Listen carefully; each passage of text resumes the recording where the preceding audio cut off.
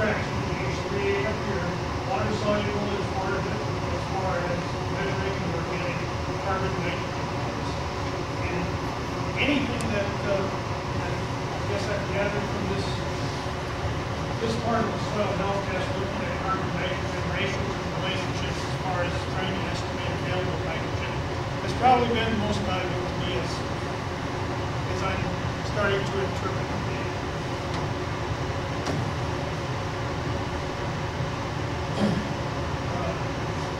Haney test and the solvent test, or what we call internally the brand test.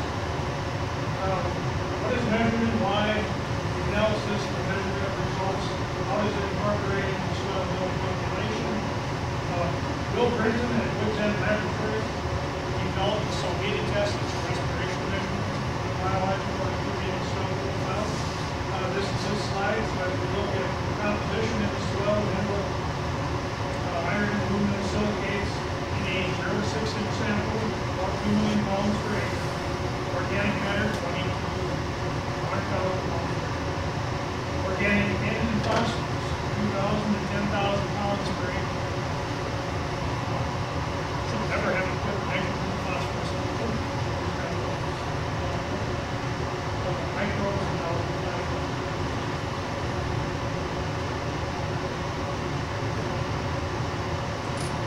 Again, from Will Griffin, when you look at the development of the solvent test, is measuring the respiration. On that respiration measurement, the solvent test measurement is important. The most aggressive species, as far as CO2 release that we're measuring, going to be dry and lipids and our bacteria. They're more robust. So they're the biggest part of the respiration measurement on that test. Mycorrhizal fungi come into play a little bit later. It depends somewhat on the time of year as to how much of that activity we're going to measure. Bacteria, if you take a sample out of 35-degree soil, they're going to explode a lot faster than fertilizer. So we're measuring soil respiration per O2 and CO2 come at being released by the bacteria. This is Brinton's kind of hand-run explanation of what's all happening. As CO2 is released, it's granted by the plant to leaf surfaces, fertilized, photosynthesis. Getting a little bit into the organic carbon reservoir and soil profile. And probably the one that we're looking at here is the 2% organic matter. And that's 36 inches, 30,000 pounds of carbon. If we oxidize at 2% per year, we should get 60 pounds of nitrogen from organic matter in the soil profile. And there are some years when we get that at more. There are some years when we probably get a little bit less than that.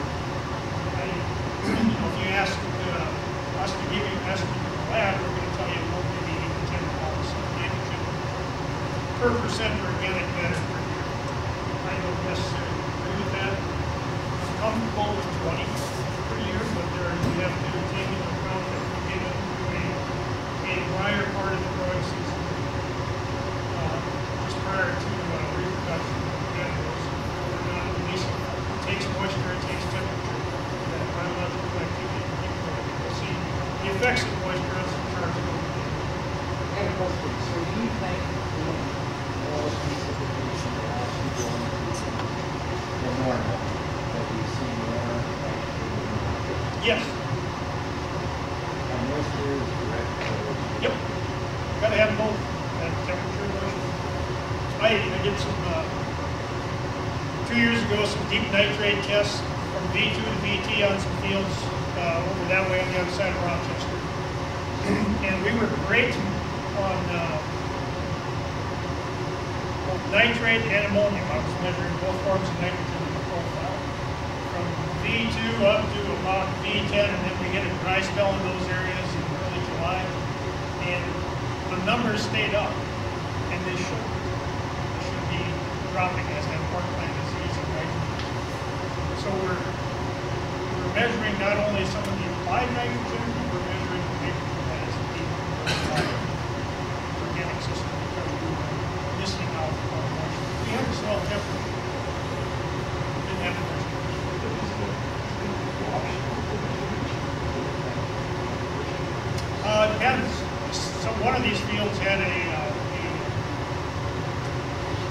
N-serve application to the applied nitrogen material at Helen. So it's not always.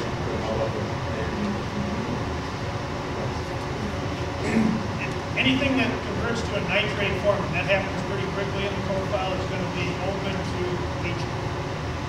Depending on how much rainfall you get, will depend on how far down it's going to leach. If it leaches down to the, one of the suggestions as we manage nitrogen better in the state of Minnesota is to go down to 3 feet and try to find out how much nitrogen is down there. You guys tell me where you put your tile lines, and I think most of them are pretty close to 3 feet. So when nitrate gets close to the tile line, it's probably going to be. I didn't see.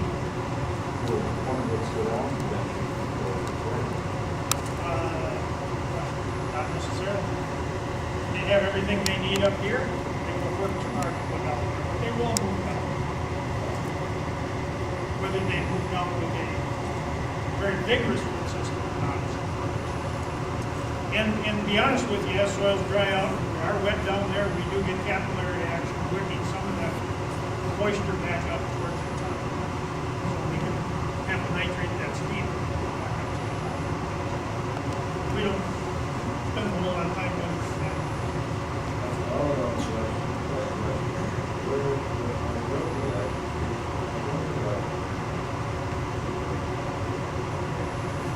Well, you look at that 1,000 to 5,000 pounds of microbial. As the microbial population uses the carbon sources in the organic matter to feed themselves, they release all the tied up and locked up nutrients that are in that organic. So some of that is the phosphorus that's locked up. And every percent organic matter can have 350 pounds of phosphorus locked up into it. Some of that comes into play. Some of that nitrogen we're talking about, the 2,000 or 2% that might be available on just a conventional system. If you have a more robust biological or microbial population, that could go up to 3%. So instead of 60 pounds of N, we could be getting 90 if we have moisture and temperature. So yeah, the more aggressive and active your biological system is, the better the release of those elements, and sulfur can be put in there as well.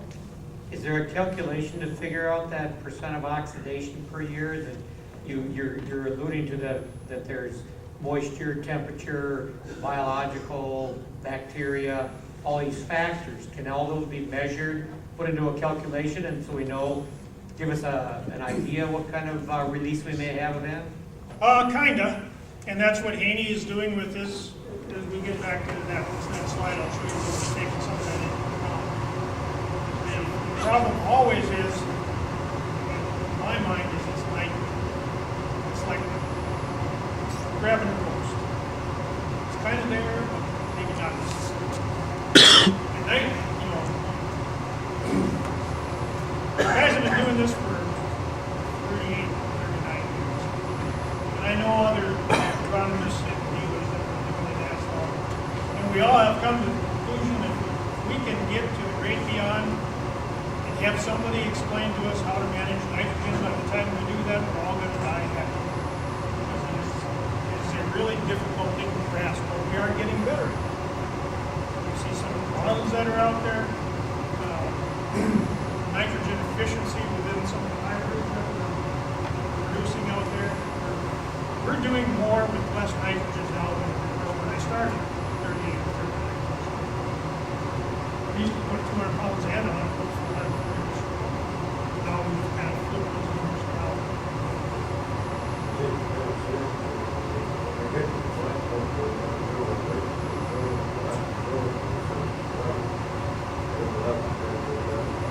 Yep. That would be good. So every nitrogen in the rain, every time it rains, we get free nitrogen, or? Yes, you do. We do. Yep, depends on whether there's a lightning storm when you got that rainfall or not. 78% of what we're breathing, I don't know about it here, I've been talking long enough that it might have changed, but 78% of what's out there is nitrogen. Anytime you have a lightning bolt, it oxidizes some of that nitrogen. I don't know anybody that's ever measured it, but we guess during the course of the growing season, we'll pick up. Maybe last year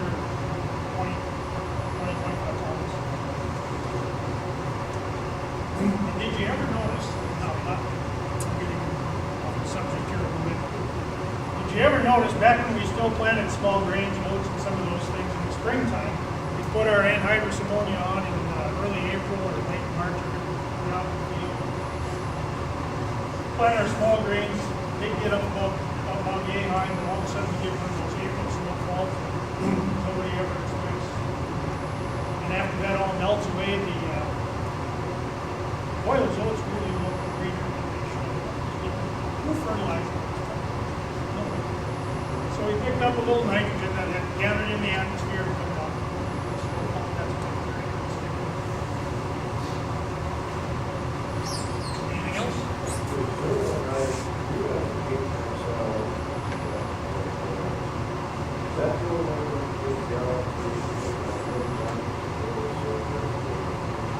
Yes, that's the idea behind it. Or that's the Solvita test. Now you look at it, they offer two different types. This is the lab analysis over here. This is the field analysis. You can buy this kit from Woods End. We don't do any field analysis. Not very good this. I much prefer that you do that. Part of the reason when you're trying to determine any reliability of any element or any set of data points on any test is consistency in how it's being done. We consistently put that sample in that chamber for 24 hours at about 115 degrees. Well, that sample, as it goes in there, is dried and dry. And then we're measuring the predetermined percentage test. We're re-wetting it. We put one of those gel paddles in there. That's part of the Solvita program. We buy all that material from Woods End Laboratories.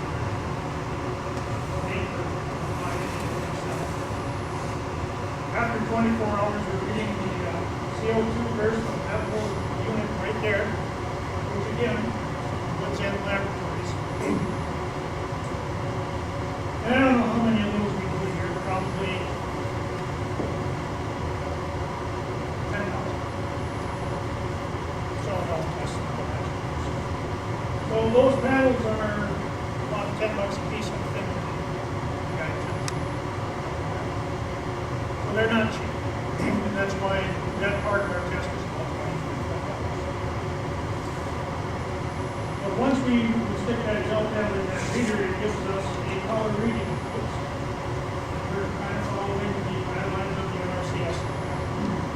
Whereas if you're in that darker blue at the top, you don't have a whole lot of biological activity, CO2 burst, respiration from the biological system in that sample is very active. And it kind of falls on the same guidelines as the NRCS.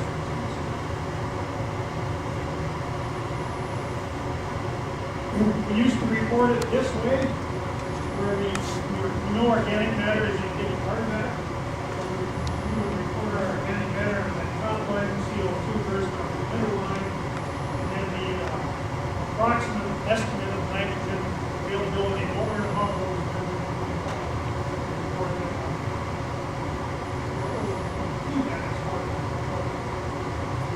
What we do now is just take that CO2 first data and include that because that is part of your gains estimate.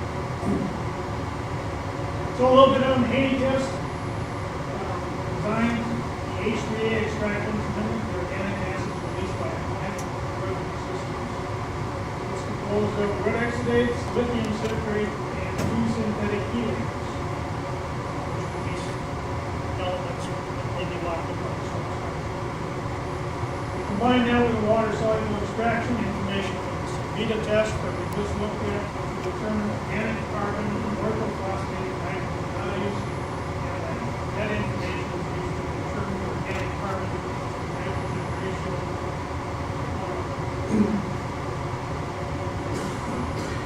There's a level, or a range. We talked about ranges earlier on in the carbon nitrogen ratio that you want to see somewhere between 8 and 20. 8 and 15 on the Haney test. Or we can do a straight carbon nitrogen measurement chemically with that. The higher that carbon number gets, the more likely you're tying up with some of your microbial species as they're using nitrogen to convert that to usable materials. So when you look at different Sure is. Microorganisms and bacteria break down very quickly.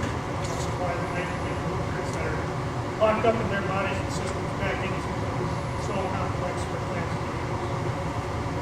Soil organic matter, rotted barnyard manure, sure, alfalfa, hay, anything that's kind of below 30 parts carbon, 1 part nitrogen, break down quickly. You can stick soybean stubble in there, sure, alfalfa, hay, it's about the same carbon and nitrogen. What you probably don't want to do is put a lot of wood chips out on the field and try to build your carbon that way, because you can find nitrogen for a long period of time unless you put a little up. Corn silver is another high one. If any of you have ever attended a meeting by Ken Ferry, he talks about the carbon penalty. We're trying to manage residues where you've got to have a certain amount of ammonium fertilizer there for that biological system to use to break down those carbon structures.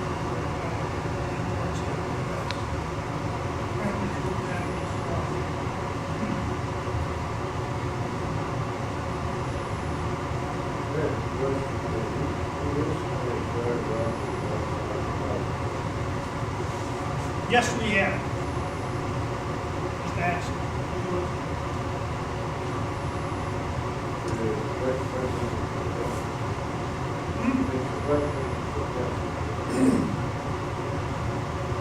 Excuse me. Well, as we get into this, and more see what the benefits of knowing what your carbon nitrogen relationship and ratio is. I mean, anything you look at with water, let me explain.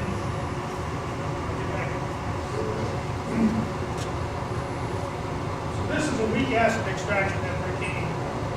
Water soluble is just deionized water, pH neutral, that we're using in the lab. I personally have some issues with water soluble from a pH neutral standpoint. I don't think our rainfall is pH neutral, so it's not a direct comparison, but I haven't done that project either. But we do see when we can determine a water soluble value, that's what a plant's root systems are going to see in the presence of moisture. That's water soluble before it gets locked up and tied up with some of the chemicals.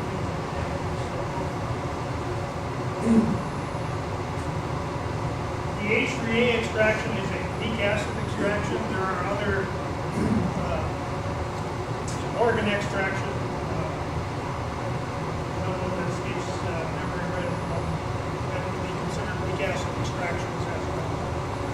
And they will generate a different set of numbers. But if you look at this bar graph off of this garden, and remember what our complete Midwest Labs chemical test looked like. Everything was in an optimal high range on both of them. So that's kind of what we have learned.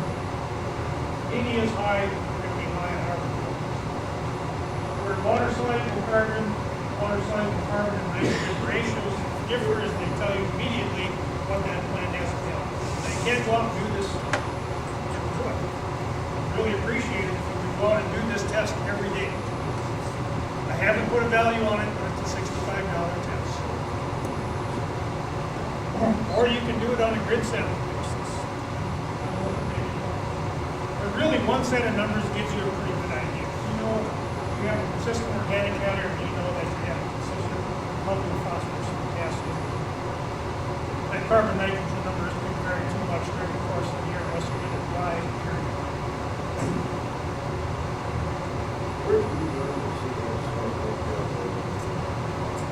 I'll show you some slides differently, but the ideal is it should be above 7. Most of the time it will be between 7 and 10 on what I see. A little problem in there, it's so healthy, but it still has its problems. Okay. The highest I've ever, the range is early 25. The highest I've seen has been off of the prairie soil, I think out of Nebraska, where it did get up to 23.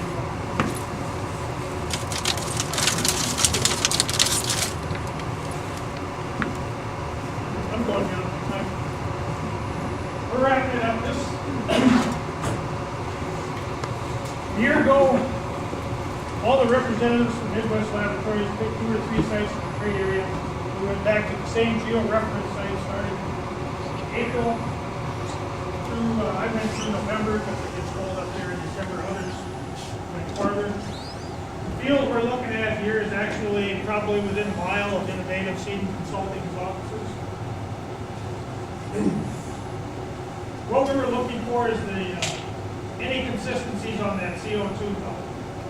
You know, we were concerned that when soil temperatures are cool, we don't get as much activity as we should, and that does show up a little bit here, except, you know, our soil temp now is up to 65, 67, and it's still kind of slowing down. But of all the graphs and charts from all those sites, this was probably the one that was most consistent in how the CO2 burst followed the soil temperature, probably because we have a really good organic matter. We're in that site. Now, we talk about how, you know, just looking across everything else that we did there, how things can change from month to month from the same geo-referenced site, where I go out with my little GPS unit back to that same spot, roughly the middle of every month, and know I'm there because sometimes I can still see the holes from the last time I was there. Just because of environmental, biological conditions, we see our phosphoruses can change, our potassiums can change a little bit. pH, I use that as a guideline to make sure I'm kind of in the same spot. That was probably the most consistent. CECs, for the most part, consistent. The higher ones showed on that sample just a little bit higher level of calcium, and that is part of the calculation on the CEC.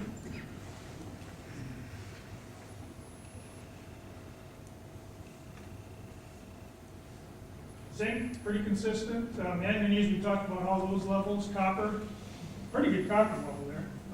One better than 1 part per million. And that boron level, which is, that would be about a normal sample level to see at any point in time during the course of the growing season. So, when we talk about ranges that we want to be in, depending on the time of the year we take that sample, here we're in September, October. The phosphorus range is quite a bit differently than it is back here in April, May, and June. We're a little more consistent here. I'm almost going to throw this last one out. If I had to, I would, because the field had been chisel plowed after the October sample period. And I don't care how good of a soil sampler you are, and I'm not claiming I'm a great one. It's just hard to get a good core sample in a chisel plowed field sometimes. So give these guys a break. Give them some time to get out there and get the sample for you before you chisel plow it. It's even worse if you mold it.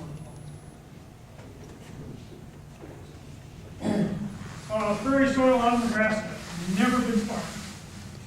And it is Nebraska, so we've seen the effects on this CO2 burst. We got into a dry spell right here and it dropped way off as they picked up some moisture during the growing season. It did actually get better. But if you look at those nutrient levels there, that's never seen any fertilizer ever. So that's just what Mother Nature is supplying through a biological system that keeps resupplying nutrients as we get decomposition of the plant material and biological activity. Just some suggested management strategies for addressing soil health. Nope, it is my eyeballs. Apologize for the fuzziness of the presentation, but just different things to look at, things you can take care of from a nutrient standpoint. If you've got low active carbon, incorporating some residues and supplying the needed or required nutrients for those residues to convert. The NRCS would like a reduced tillage. Sometimes that's possible, sometimes it isn't. But if you can increase your organic matter by any way, shape, or form in the soil profile through incorporating more residues, whether that be cover crops or even higher corn residues as we get some of these higher yields, and supply the biological system with the nitrogen it needs to convert that quickly, we can see organic matters start to come up. But it's not something that's going to happen overnight. It takes time. Even Gabe Brown up in North Dakota who improved his organic matter by 2%. It took 15 years, and that's rotational grazing with not dairy cattle, but beef cattle feeding off of that and working that into the system. So it takes time to build organic matter. Even maintaining it would be a positive, because our organic matters do seem to be slowing down and dropping off. And that's because the nutrients we're getting from the conversion of the organic matter in our soils are being utilized by the higher yields we're starting to get. But the nutrients are there, those crops will take it up. Last but not least, this is out of, well, it's not last, but out of a plot in Iowa, and we're looking at the influence on pH as far as it reflects on the soil health score, but also on the Solvita test. And conversations with Will Brinton of Solvita, we know that as your pH gets below 6, your biological activity, especially the influence on bacteria, is going to drop way off. So maintain your pH is the lesson we learned. Keep it in that 6.3 to 6.7 range. Where to take the sample? If you want to take one, your choice, by organic matter, slope, texture, soil type. I recommend most folks, if you have good yield maps, that's a way to start. Look and see if there's an area of the field that's just completely different from everything else. Maybe we can pick something up with that test that can tell you how to manage it differently. And then how many acres you want to include. As I mentioned, they're not inexpensive tests, and we tend to follow from the ratio I've seen for what we charge as compared to other labs, kind of somewhere right in the middle. So it's going to be around $50 to $60 for a soil health test, regardless of who you go through. So you want to get maybe a larger acreage representation, and that's why I think yield maps or even soil types and textures might be a benefit. How can it be utilized on your farm? Determine, do I want to start putting a cover crop in there to improve soil health? If I do that, what percentage, what do I plant for a cover crop? We don't make that recommendation in Midwest. Work with these folks over here as to tell them what you want to achieve, and then they can work with you on putting that together. Crop rotations, manure applications are great for improving soil health. You're supplying that some carbon and manures to that biological system. Look at your yield maps and use soil health testing to determine what you may need to change or assess differently than what you do. We have information on our website, www.midwestlabs.com. Under our memos category, if you want to access that, you can. We get into deeper discussions on both the Haney test and soil health testing in general. Okay, I am done now, 20 minutes after I'm supposed to be done.